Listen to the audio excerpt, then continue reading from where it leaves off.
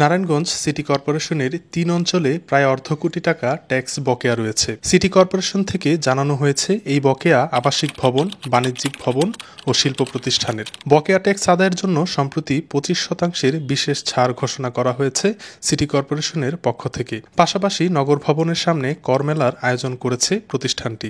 সিদ্ধিরগঞ্জ ও শহর অঞ্চলের বিশাল অঙ্কের একটি ট্যাক্স এখনও বকেয়া পড়ে আছে, যা আদায় করা না গেলে সামনে দাতা সংস্থা থেকে অর্থ পাওয়া কঠিন হয়ে যাবে। পাশাপাশি নাসিকের বিভিন্ন এলাকার উন্নয়ন কাজেও বাধা সৃষ্টি হতে পারে। তাই দ্রুত বকেয়া ট্যাক্স পরিশোধ করতে নগরবাসীর প্রতি আহ্বান জানানো হয়েছে নাসিকের পক্ষ থেকে। নয়তো সিটি কর্পোরেশন এর জন্য কঠোর পদক্ষেপ নিতে পারে বলে জানা গেছে। নাসিকের কর আদায় বিভাগে কর্মরত এক কর্মকর্তা এ বিষয়ে বলেন, আমাদের সিদ্ধিরগঞ্জ এবং শহর অঞ্চলের ট্যাক্স বেশি বকেয়া রয়েছে। প্রায় ৪৮ কোটি টাকার ট্যাক্স বকেয়া আছে।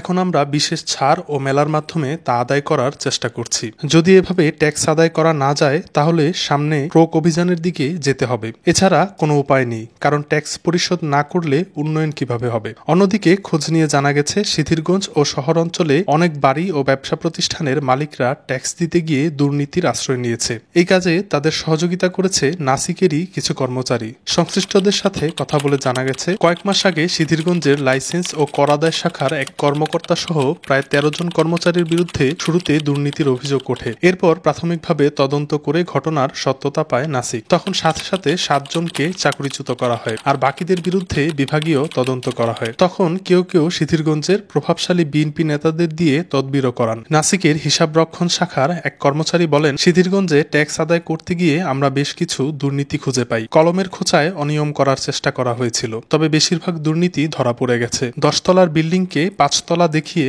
বাকি ৫ তলার ট্যাক্স খেয়ে ফেলা হয়েছে। এতে সিটি কর্পোরেশনের ক্ষতি হলেও তারা লাভবান হয়েছে। আমাদের ধারণা, কয়েক কোটি টাকা আত্মসাৎ করা হয়েছে।